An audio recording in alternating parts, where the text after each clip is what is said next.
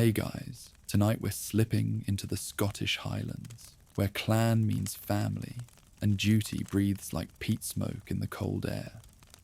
Dim the lights, fluff up that pillow, maybe turn on a fan for some soft background hum.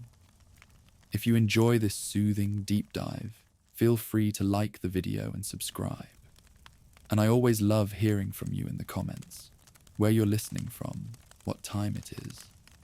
Within the stone hush of Doune, standing in for Castle Leoch, the fires crackle, Gaelic murmurs drift through halls, and power is measured in full larders and kept promises. In that glow stands Ellen MacKenzie, a laird's daughter expected to be a treaty in human form, feeling the draft at her back and the heat of choice on her face. Before we can understand the woman who would defy her family for love, we must first understand the family she defied. And in the Scottish Highlands of the early 1700s, family was everything. It was power, it was identity, it was survival, it was the clan. The word clan comes from the Gaelic clan, which simply means children, and that one word tells you almost everything you need to know. The clan was structured as an enormous, sprawling, extended family, with the clan chief as its patriarch. He was the father, and everyone living on his lands, whether related by blood or not, were his children. His duty was to protect them, to lead them, to dispense justice. Their duty, in return, was absolute loyalty. It was a system built on kinship, both real and strategically imagined, and on the fierce possession of territory. Ellen MacKenzie was born into one of the most powerful clans in the north, Clann MacKenzie. They were a force to be reckoned with, known for their political shrewdness and their knack for strategic alliances. For centuries, they had played a dangerous game, often aligning themselves with the Scottish crown when other clans were in rebellion. This loyalty earned them vast grants of land and the king's favour, so much so that their motto became Quidditch and Rye, help the king. They were the monarchy's strongmen in the north, used by the government in Edinburgh to keep the other, more boisterous Highland clans in line. But this power was not won without bloodshed. The Mackenzies had a long and violent history of feuds with their neighbours. They clashed bitterly with the MacDonalds over control of Rossshire, a rivalry that culminated in the Mackenzies' decisive victory at the Battle of Blairna Park in the late 15th century. They also feuded with the MacLeods and the Munros, their history written in skirmishes and cattle raids. This was the world Ellen was born into, one where a neighbour could be an ally one day and a mortal enemy the next. A world where every marriage, every birth, every alliance was a calculated move in a centuries-long chess game.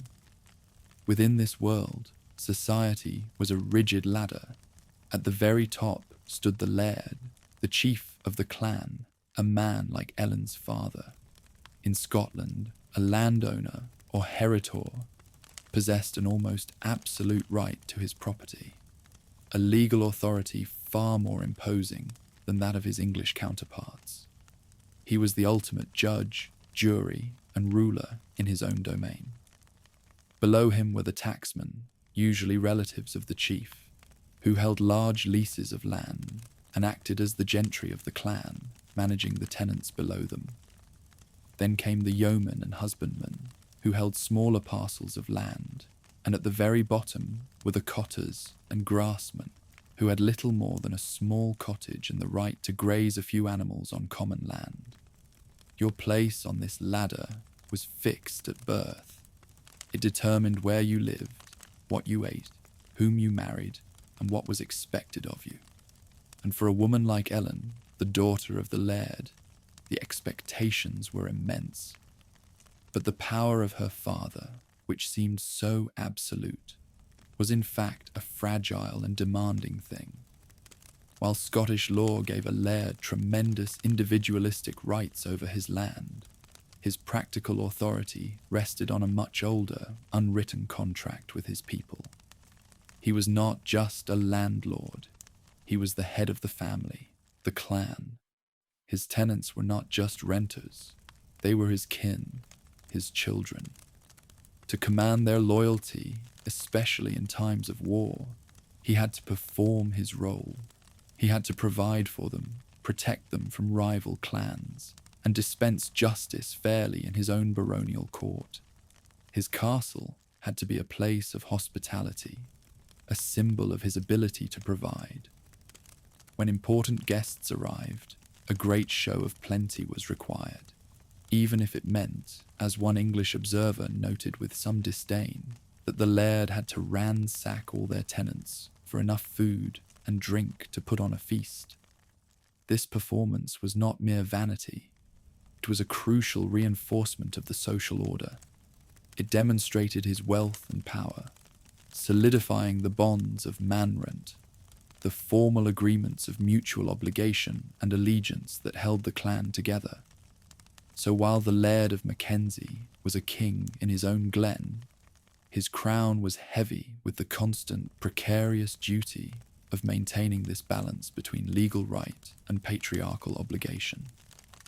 This was the intricate, high-stakes world that shaped Ellen MacKenzie, teaching her from her first breath that every relationship was political, and every choice had consequences that could ripple through the entire clan. The seat of Clan MacKenzie, the fictional Castle Leoch in Outlander, is a character in its own right. It is a place of refuge, of intrigue, of community, and it has a real-world counterpart, the magnificent Doune Castle near Stirling.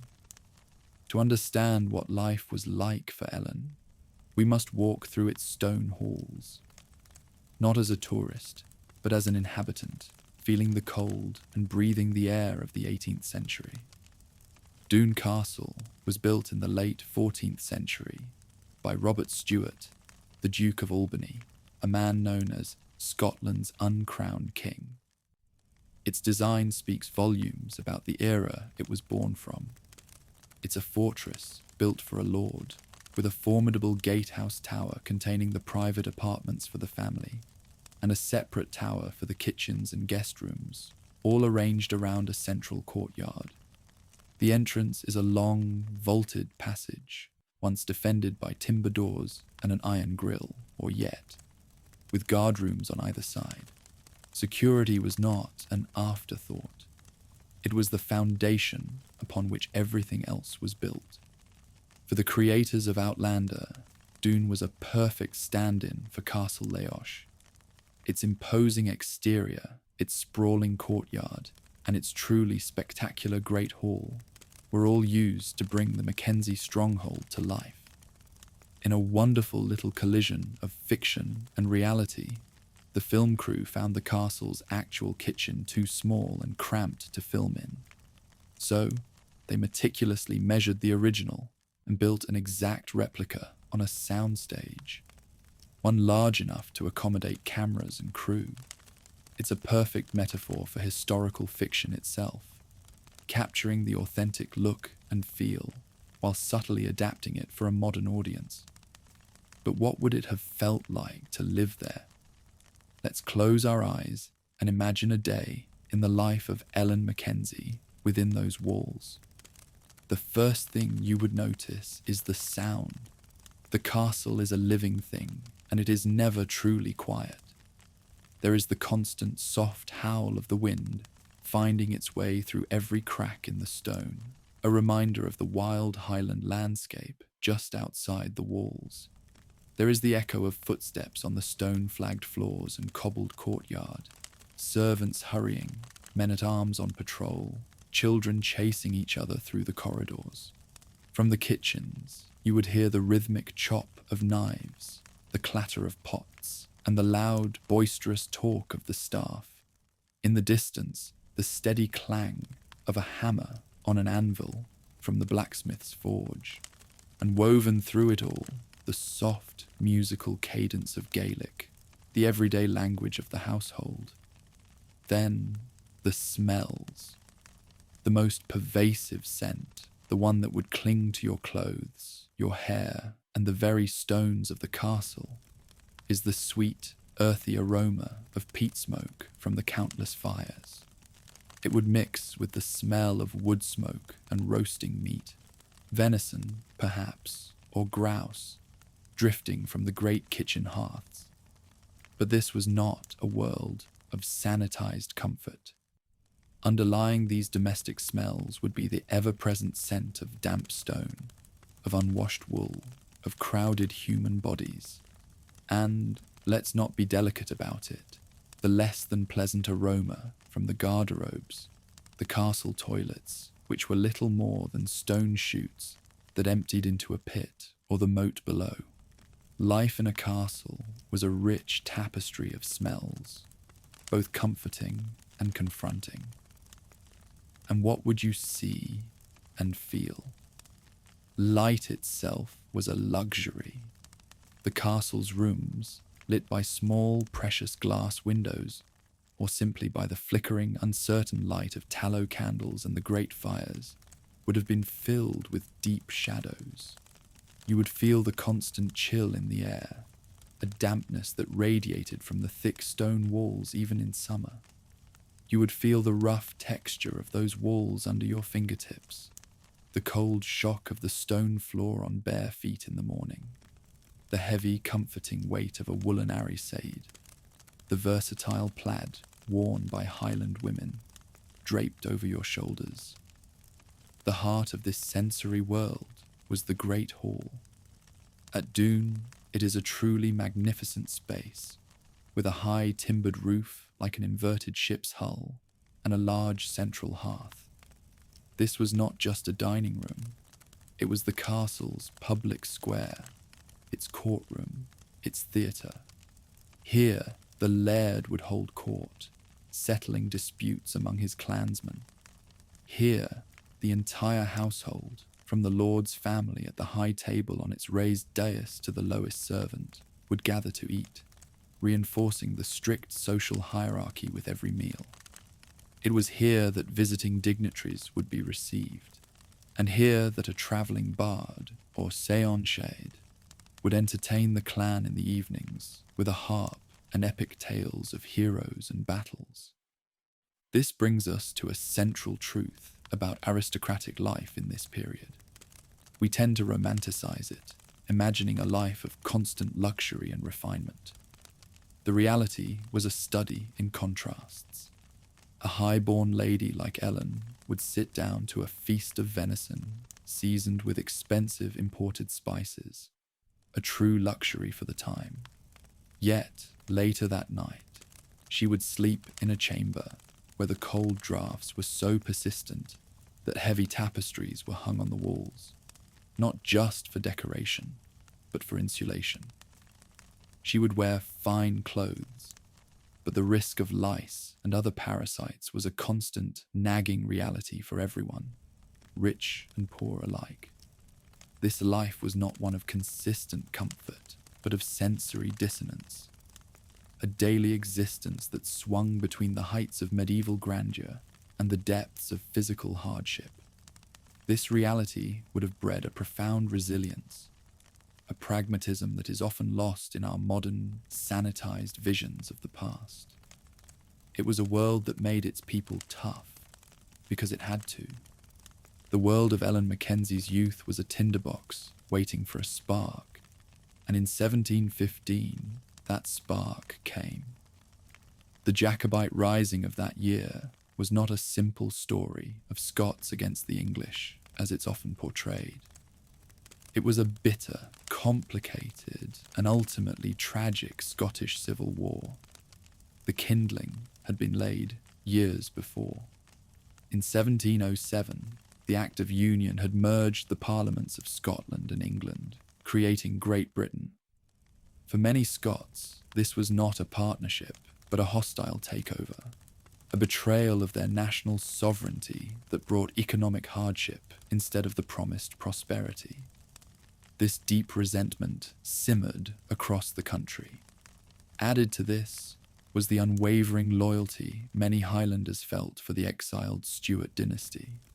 They believed the Stuarts were their rightful kings, appointed by God, and that the Hanoverian king, George I, was a foreign usurper. When Queen Anne, the last Stuart monarch, died in 1714, the stage was set for rebellion. The man who lit the match was John Erskine, the Earl of Mar, a frustrated and ambitious politician who felt slighted by the new king. Mar raised the Stuart standard at Braemar on September 6, 1715, proclaiming James Francis Edward Stuart, the Old Pretender, as King James VIII of Scotland. Thousands flocked to his cause, particularly from the Highland clans and the Episcopalian northeast. Among them was the powerful Clan MacKenzie, led by their chief, William MacKenzie, the 5th Earl of Seaforth. Mar was a skilled politician, but he was, by all accounts, an incompetent commander. He gathered a formidable army, but then hesitated, wasting his advantage. The rebellion became a story of missed opportunities and poor communication. The decisive moment came on November 13th, 1715, at the Battle of Sheriffmuir. Mar's Jacobite army, though outnumbering the government forces led by the Duke of Argyll, fought a confused and indecisive battle. The fighting was so muddled that both sides believed they had won. A popular song from the time sums it up perfectly. Some say that we won, and some say that they won, and some say that nane won at a man. Instead of pressing his advantage and destroying Argyll's depleted force, Mar retreated, and the momentum of the rising was broken forever. While this national drama played out, a more personal war was being waged in the Mackenzie heartlands. The Mackenzies, fighting for the Jacobites, found themselves pitted against their own neighbours, clans like the Munros and the Rosses, who had sided with the government. This was the brutal reality of the rising. It was a conflict that turned Glen against Glen, family against family. The Mackenzies raided Munro lands, and in retaliation, the Munros and their allies laid siege to the Mackenzie stronghold of Doune Castle. By the time the Old Pretender himself finally landed in Scotland in late December, it was too little, too late. The cause was lost. By February 1716, he and the Earl of Mar had fled back to France, abandoning their followers. The consequences for those left behind were severe.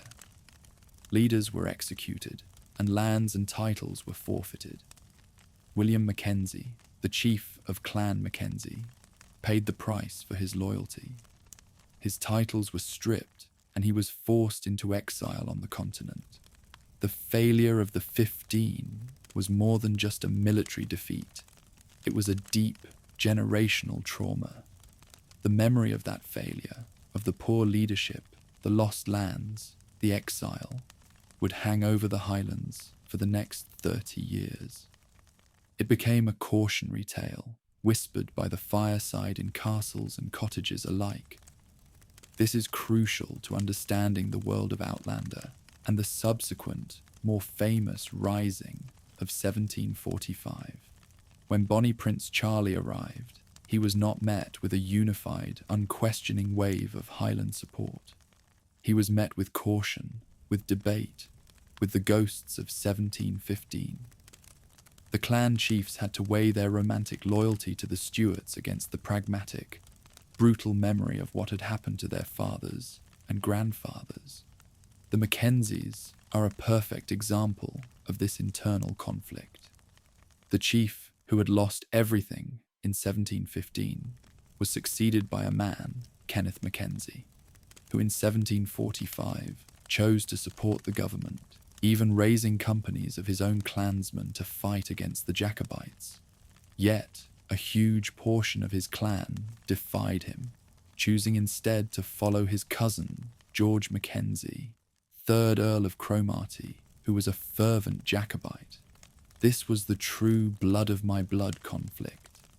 Not just Scot against Englishman, but Mackenzie against Mackenzie, brother against cousin. It was a battle born from the painful lessons of the past, a struggle between the heart's yearning for a lost king and the head's grim memory of the cost of a failure. The rising of 1715 didn't end the Jacobite cause. It complicated it, embedding a deep and painful division that would finally be settled on the bloody field of Culloden. Away from the grand politics of kings and rebellions, life continued, governed by the rhythms of the seasons and the strictures of tradition. For Ellen MacKenzie, this life was a tapestry woven from threads of privilege, duty, and surprising hardship. 18th century Scotland was, without question, a patriarchal society. From the highest lady to the humblest cotar, a woman was legally and socially under the authority of a man, first her father, then her husband. The post-Reformation marriage service explicitly stated that a wife is in subjection and under governance of her husband. Women had very little legal status. They could not act as witnesses and were not held legally responsible for their own actions. Yet, this is not the whole story. Foreign observers often remarked that Scottish women were surprisingly forthright and absolute mistresses of their houses and even their husbands. This paradox existed because, while the laws were made by men, the practical realities of life required women to be strong and capable. In the Highlands especially, where men often considered agricultural work beneath their status, women were a vital part of the workforce, taking part in all major tasks, especially the harvest. For a noble woman like Ellen, her role was different, but no less crucial. She would not have been toiling in the fields, but she would have been responsible for managing the vast and complex economy of the castle household. This was a huge undertaking, involving overseeing the kitchens, the stores, the servants, and the production of textiles. She would have been educated, taught not just polite accomplishments like music and needlework, but also literacy and numeracy, skills essential for running a large estate. Her greatest duty, however, was as a political asset. A laird's daughter was a key piece on the clan's chessboard, her marriage a powerful tool for forging alliances with other powerful families. Ellen's life would have been shaped by the knowledge that her personal feelings were secondary to the strategic needs of Clan Mackenzie.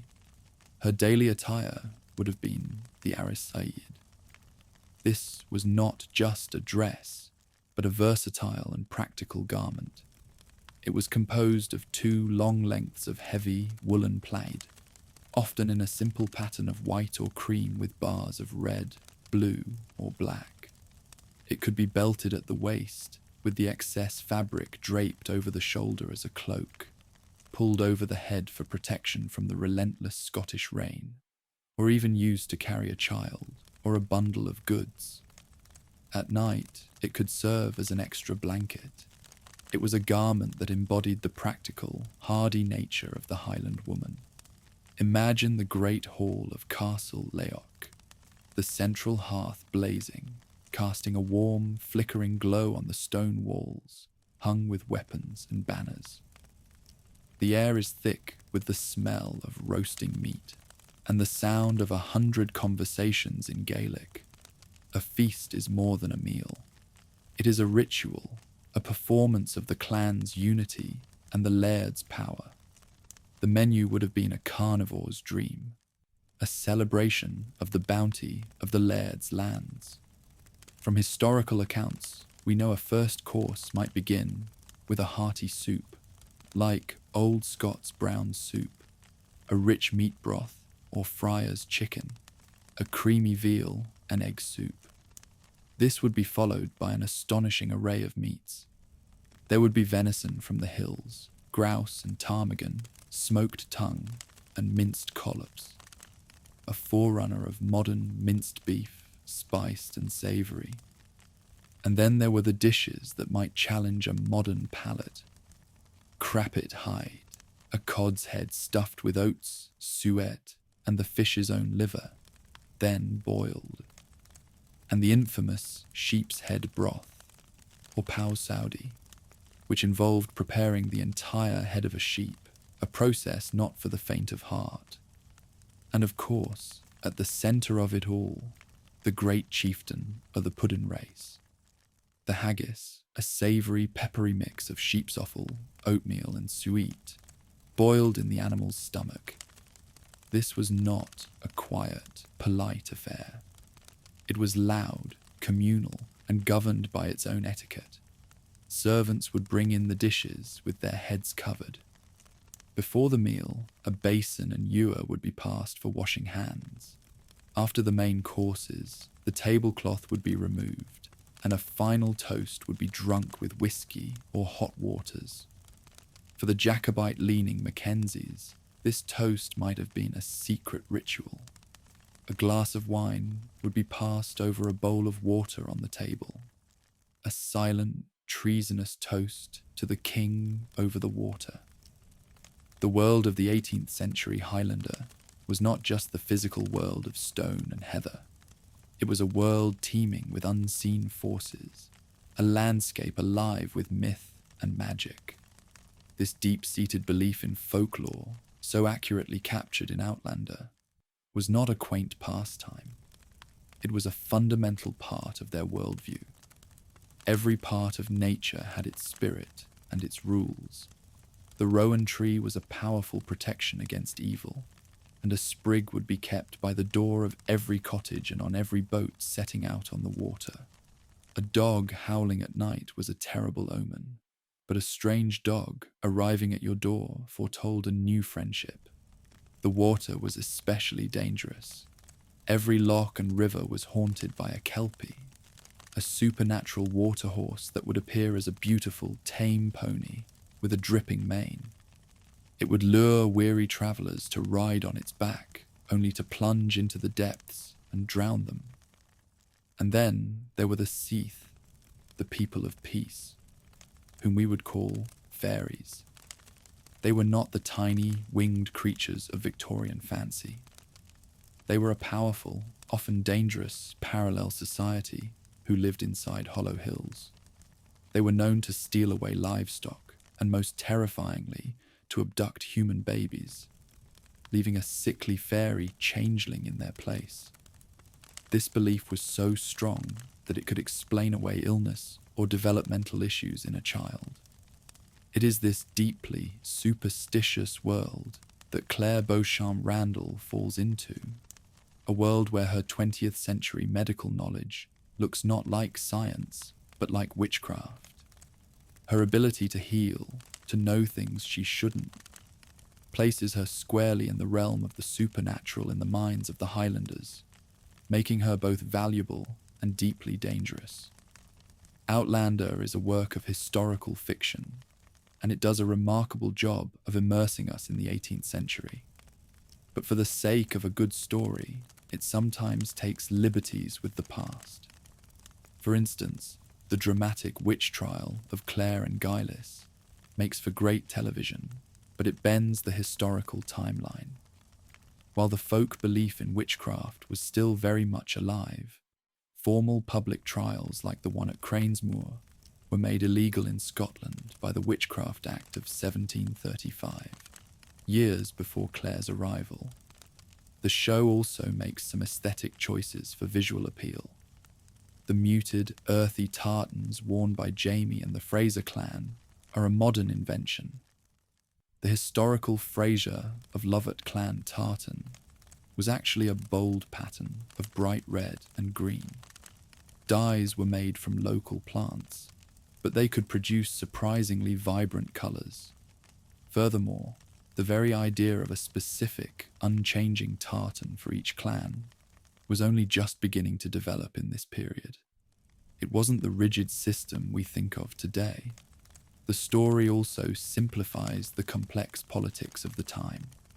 The Jacobite risings are often portrayed as a straightforward conflict of Scotland united against England. In reality, it was fundamentally a Scottish civil war. Many powerful clans, most notably the Campbells, along with a significant portion of the Scottish lowlands, fought for the British government against the Jacobites. Where the show excels, however, is in its depiction of daily life. The portrayal of Castle Leoch as a bustling, crowded hub is highly accurate. A laird's castle was the administrative, social, and economic heart of the clan's territory. It would have been constantly filled with family, soldiers, servants, tenants paying rent, and visitors seeking justice or hospitality. And the depiction of Highland superstitions and folklore is perhaps one of the show's most accurate elements. The belief in fairies, kelpies, curses, second sight, and the power of healers using herbs was a fundamental and deeply ingrained part of the 18th century Highland worldview. And so, our time in the past draws to a close. The fire is burning low, its bright flames giving way to the soft, steady glow of the embers. The story of Ellen MacKenzie and Brian Fraser is the story of a world on the very edge of a cliff, a culture both ancient and profoundly fragile, about to be swept away by the tides of history. They lived in the long shadow of a failed rebellion, the Rising of 15, a ghost that haunted every political decision and divided the loyalties of their generation. Their choices, their loves, and their losses were played out against this backdrop of simmering conflict. They were part of a proud, complex, and hardy people whose lives were governed by the unwritten laws of kinship and the unseen world of folklore. The failure of the 15 did not extinguish the Jacobite flame. It merely banked the embers, keeping them warm for the final, tragic conflagration that was to come in 1745.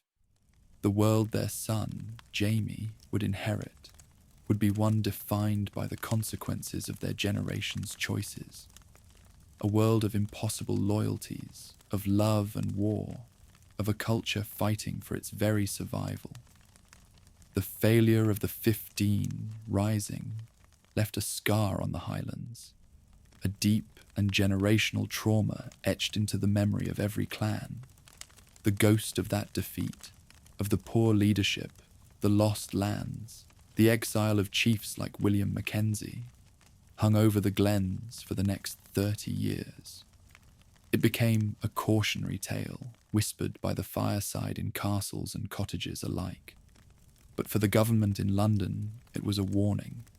They saw the Highlands not as a land of ancient culture, but as a breeding ground for sedition, a constant, festering threat to the Hanoverian crown. Their response was not one of reconciliation, but of suppression. They resolved to tame the Highlands, to bring the king's law to a land that had only ever known the law of the clan, and to do it with roads, forts, and an iron fist. In the wake of the rebellion, the British government began a systematic campaign to tighten its grip on the north. The man tasked with this monumental effort was General George Wade, who arrived in Scotland in 1724 with a mandate to pacify the region. His strategy was built on infrastructure and control. Over the next decade, his soldiers engineered over 250 miles of military roads, great stone arteries driven through the heart of the previously impenetrable glens. Built to a standard width of 16 feet, these roads were a marvel of engineering, allowing government troops to move swiftly and decisively to crush any hint of rebellion. Along these routes, inns known as king's houses were established, serving as waypoints and supply depots for the military. To anchor this new network, a chain of powerful forts was constructed or strengthened along the Great Glen, creating a military spine that ran through the Highlands. Fort William stood guard at one end. The original Fort George was built in Inverness at the other, and in the centre, at the southern tip of Loch Ness, rose the newly named Fort Augustus. Linked by Wade's roads, these garrisons were intended to project the Crown's power into the very heart of clan territory. Alongside this physical infrastructure came a legislative assault.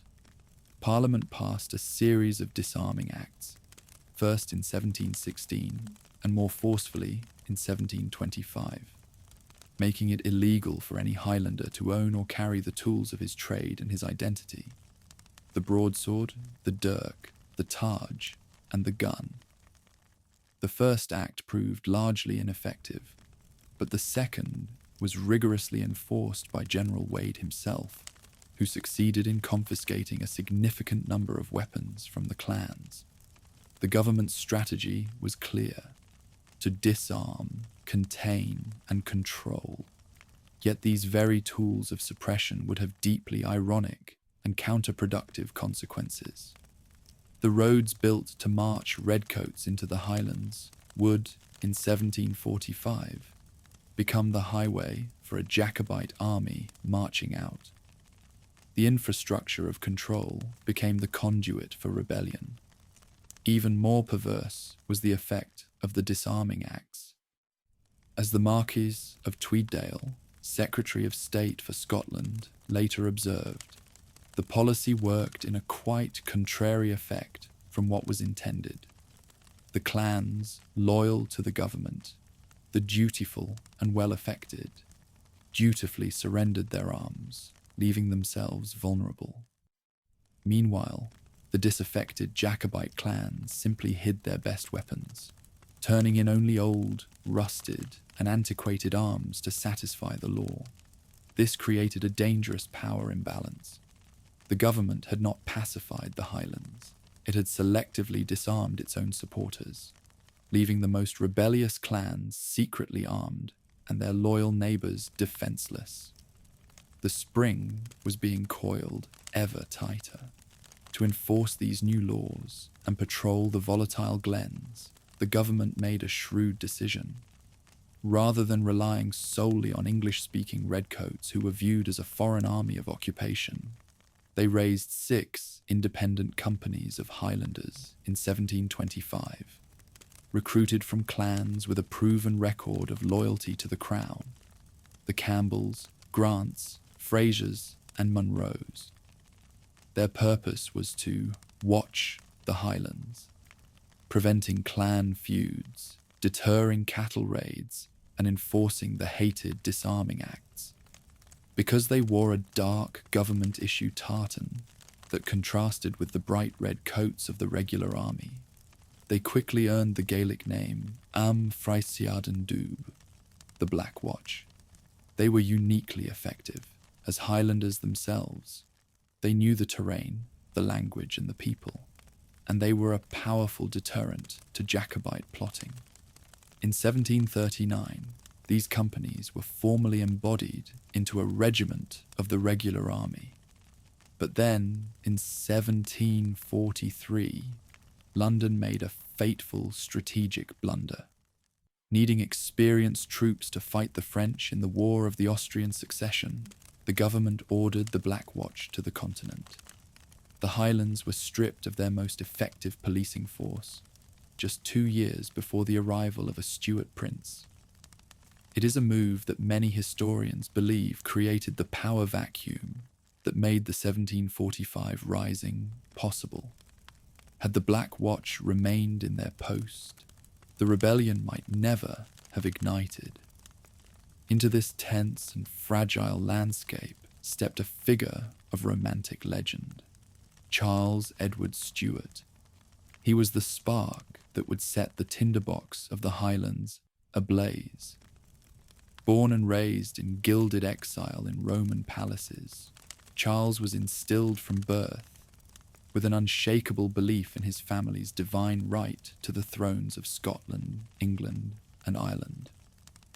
His personality was a potent and dangerous cocktail of charm and naivety. To his followers, he was a figure of almost mythic appeal, handsome, courageous, and possessed of what they called an incomparable sweetness. He could inspire a fierce, almost fanatical loyalty, marching on foot at the head of his men and sharing their hardships. Yet beneath the charisma lay a profound inexperience. He was impulsive, had a growing fondness for alcohol, and possessed a romanticized vision of Scotland that bore little resemblance to reality. Most dangerously, he had become convinced that he could succeed where his father had failed, and that he could do so without the foreign military backing that seasoned Jacobite commanders knew was essential. On July 23rd, 1745, the 24-year-old prince made his move. He landed on the remote island of Arisaid in the Outer Hebrides, accompanied by just 7 men. The 7 men of Moidart, as they came to be known, were all that remained of a promised French invasion fleet that had been wrecked by storms the previous year. The reaction of the Highland clan chiefs was one of utter dismay. They had been promised a French army, thousands of muskets, and a war chest of gold. Instead, a young man had arrived with nothing but his name and his boundless self-belief. The most powerful chiefs in the West, MacDonald of Sleat and MacLeod of MacLeod, took one look at the situation and refused to join him, urging him to go home before he brought ruin upon them all. The memory of the failed 15 was still raw. They knew that a rebellion without French troops was not a war, but an act of collective suicide. Charles's famous reply was as defiant as it was naive. "I am come home." This moment reveals the very nature of the 45 Rising. It was not born of a sound strategic plan or a calculated political opportunity. It was ignited almost solely by the sheer, stubborn force of one man's personality. Every pragmatic argument was against him, yet Charles refused to take no for an answer. He pleaded, he cajoled, he shamed, and he charmed. He targeted Donald Cameron of Lochiel, the gentle Lochiel, one of the most respected chiefs in the Highlands. Lochiel, too, knew the venture was doomed and argued against it, but he could not resist the prince's personal appeal. His decision to commit his clan, made against his better judgment, was the tipping point. Once Lochiel was in, others felt they could not stand aside. The rising was on, fueled not by strategy, but by a romantic, high-stakes gamble on a prince's charisma. On August 19th, 1745, the clans gathered at Glenfinnan at the head of the wild and beautiful Loch Shiel. The day began with nerve-wracking uncertainty. Charles arrived to find the glen empty, the venture seemingly dead before it had even begun. But then, in the distance, came the sound that would become the anthem of the rebellion, the skirl of the great Highland bagpipes. The clans began to arrive. First, 600 men of Clan Cameron, their pipes echoing from the hills, followed by MacDonalds of Keepock and Clanranald. In a ceremony thick with symbolism and defiance, the elderly Marquis of Tullibardine, who had been exiled for his part in the 15, was given the honour of unfurling the great red silk banner of the Stuarts. As he held it aloft, a proclamation was read, declaring James VIII the rightful king, and Charles his prince regent. The clansmen let out a great roar, throwing their bonnets high into the air as brandy was passed around to toast the cause. The rebellion had begun. For a few astonishing months, it seemed as if the prince's impossible gamble might actually pay off. The Jacobite army moved with a speed and ferocity that stunned the British establishment. sweeping aside the first forces sent against them and marching to the very heart of England. The government army in Scotland was commanded by Sir John Cope, a general whose incompetence was matched only by his confidence. Having failed to engage the Jacobites in the Highlands, he sailed his army south, only to find that the rebels had already marched past him and seized Edinburgh without a fight. Cope disembarked at Dunbar and marched to meet them, choosing what he believed was an unassailable defensive position at Prestonpans, his flanks protected by stone walls and a wide, boggy marsh. The Jacobite army was commanded on the field by Lord George Murray, a brilliant but difficult tactician who understood Highland warfare better than any man alive. Realizing a frontal assault was impossible, Murray found a local man who knew of a hidden, unguarded path that wound through the marsh. Under the cover of darkness, the entire Jacobite army slipped past Cope's sentries in single file. At dawn on September 21st, as the morning mist rose from the fields, Cope's men awoke to find the entire Highland army reformed and ready to attack on their exposed eastern flank. Before the redcoats could properly redeploy, the Jacobites charged. The Highland charge was a terrifying spectacle of controlled chaos. The clansmen would advance at a run, fire a single musket volley at close range, drop their firearms, and then smash into the enemy lines with broadsword and targe. Cope's army, composed largely of raw, inexperienced recruits, had never seen anything like it. The dragoons on the flanks panicked and fled without firing a shot. The infantry, their lines broken and flanked, were overwhelmed. The battle was over in less than 10 minutes. It was a total, humiliating rout. The government army was annihilated, with hundreds killed and over 1,500 captured. Cope himself escaped with a handful of men, galloping all the way to the safety of Berwick-upon-Tweed. The victory at Prestonpans was more than just a military triumph. It was the event that transformed the rebellion. Before the battle, the Jacobites were a poorly armed band of rebels, equipped with whatever antiquated weapons they had managed to hide from General Wade's patrols. After the battle, they were a professional army. The field was littered with hundreds of modern, government-issue Brown Bess muskets, bayonets, and cannons, all of which were promptly collected. The Jacobites had rearmed themselves at the enemy's expense.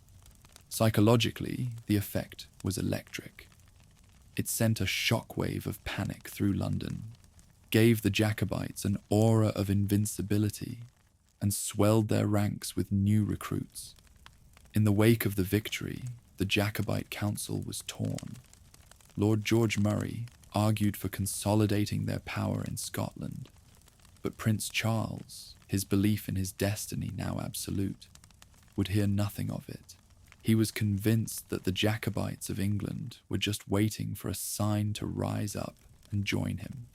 He demanded an immediate invasion of England. As always, the prince's charisma and sheer force of will won out over the cautious pragmatism of his commanders. In early November, an army of around 5,000 men crossed the border. They moved with incredible speed, skillfully outmaneuvering the lumbering government armies sent to intercept them. They captured the key border city of Carlisle and marched through Preston and Manchester, where they raised a single, small regiment of English recruits. On December 4th, 1745, the Highland army marched into the town of Derby, just 125 miles from London. This was the high water mark of the rebellion. In the capital, there was panic. There was a run on the Bank of England, shops were shuttered, and King George II was said to be packing his bags, ready to flee back to his native Hanover. The throne of Great Britain was, for a fleeting moment, within the prince's grasp. It was at this moment of seeming triumph that the rebellion broke. At a council of war in Derby, the the Jacobite commanders confronted the grim reality of their situation. The promised English uprising had been a fantasy. They had gained almost no support. They were a tiny army, deep in enemy territory, with 3 separate government armies totaling some 30,000 men converging on them. Lord George Murray argued, with cold, brutal logic, that to advance another step was to walk into a trap from which there was no escape. Their only hope of survival was to retreat to Scotland, regroup, and fight on their own terms. Charles was incandescent with rage. He was certain that one more push would deliver London into his hands. He pleaded, he argued, he accused his commanders of cowardice and betrayal. But for the first time, the council stood firm. They would not sacrifice the army for the prince's dream. Unbeknownst to them, the panic in London was real, and King George was indeed preparing to flee. They may also have been fed false intelligence by a government spy about a 4th army blocking the road to London. The decision was made. On what the Jacobites would forever call Black Friday, December 5th, the order was given to turn back. As the dispirited army began the long march north, the mood turned from elation to bitter resentment. The prince, humiliated and sullen, barely spoke to his commanders again. The bond of trust that had carried them so far was broken forever. The retreat from Derby was the beginning of the end. Though the Jacobites fought and won another battle at Falkirk Muir in January 1746, the heart had gone out of the campaign. The long, grueling march north in the depths of winter drained their strength and their spirit. The army was exhausted, starving, and hemorrhaging men through desertion. Meanwhile, the government had recalled its best troops from the war in Europe and placed them under the command of a man who would show no mercy. The king's own son, William, Duke of Cumberland. Cumberland was a competent, if unimaginative, general, and he was utterly ruthless. He took the shaken government army and drilled it relentlessly, developing new tactics specifically designed to break the Highland charge. By April, the Jacobite army was cornered near Inverness, its back to the sea.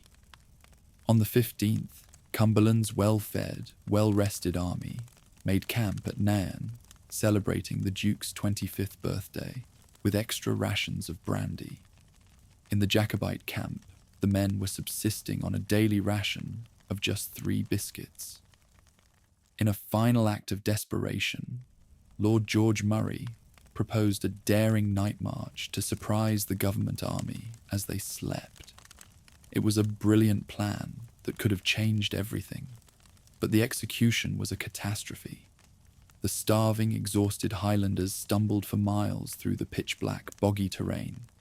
Progress was agonizingly slow. As dawn approached, they were still miles from their objective, and the element of surprise was lost. The attack was called off, and the men were forced to trudge all the way back to their camp at Culloden, arriving utterly spent, having been on their feet without food or sleep for nearly 24 hours. Even now, battle was not inevitable. Murray and the other commanders pleaded with the prince to withdraw to the hills, to rest the men and choose ground that favoured their style of fighting. But Charles, still bitter and resentful over the retreat from Derby, refused to listen. He insisted on making a stand right there on the flat, open, waterlogged expanse of Drumossie Moor. It was a catastrophic decision. The Highland charge depended on speed and the cover of uneven ground to allow the swordsmen to close with the enemy before they could fire more than 1 or 2 volleys. Drumossie Moor was a perfect killing field for the government army. It was flat, offering no cover, and its boggy terrain would slow the charging clansmen to a walk in places. It gave Cumberland's superior artillery, his greatest advantage, an unobstructed field of fire. By choosing this ground, Charles was effectively ordering his exhausted, starving army to march slowly across an open field directly into the mouths of the enemy's cannons. The battle began around 1 in the afternoon. For nearly half an hour, the Jacobite lines were forced to stand and endure a relentless, murderous bombardment from the government cannons. The artillery tore great holes in the clan ranks, the men falling in heaps without being able to strike a single blow. Finally, maddened by the slaughter, the clans on the right and centre charged. They ran into a storm of rain, smoke, and grapeshot. Those who reached the government lines were met with disciplined volleys of musket fire and Cumberland's new, deadly bayonet drill. Instead of thrusting at the man in front, whose target could block the blow, each redcoat was trained to thrust his bayonet into the exposed right side of the Highlander, attacking his neighbour. The tactic was brutally effective. The charge was stopped in its tracks. The Jacobite army broke and fled. The battle had lasted less than an hour. It was not a battle. It was a massacre. Between 1,500 and 2,000 Jacobites were killed or wounded. The government lost only 50 men. The prince fled the field, eventually escaping to France to live out his days as a bitter, drunken exile. But for the Highlands, the horror was just beginning. The defeat at Culloden was not just the end of a rebellion. It was the prelude to the systematic destruction of a culture. The slaughter did not end when the fighting stopped. Cumberland gave orders to give no quarter. His troops swept across the battlefield, bayoneting the wounded where they lay. For months after the battle, military patrols scoured the Highlands, hunting down fugitives, burning homes, driving off cattle, and committing untold atrocities against the civilian population. This brutal campaign of suppression earned the Duke of Cumberland a nickname that would follow him to the grave: the Butcher. The government's revenge was not just carried out with fire and sword, but with the cold, deliberate precision of the law. In London, Parliament passed a series of acts designed to tear the clan system apart at its very roots. The Act of Prescription of 1746 was a direct assault on Gaelic culture. It not only reinforced the ban on weapons, but also included the infamous Dress Act, which made it a crime for any man or boy to wear the Highland garb: the kilt, the plaid, the tartan. The penalty was 6 months in prison for a first offence, and for a second, 7 years of indentured servitude in the colonies. Even the bagpipes were banned, classified as an instrument of war. But the most devastating blow was the Heritable Jurisdictions Act of 1746. This law abolished the ancient feudal powers of the clan chiefs.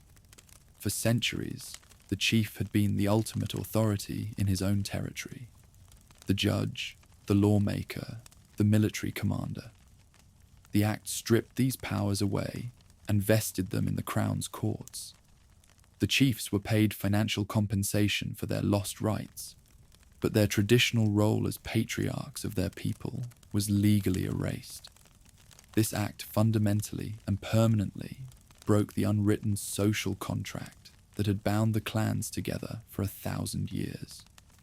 A chief's power had never been based on land ownership in the modern sense.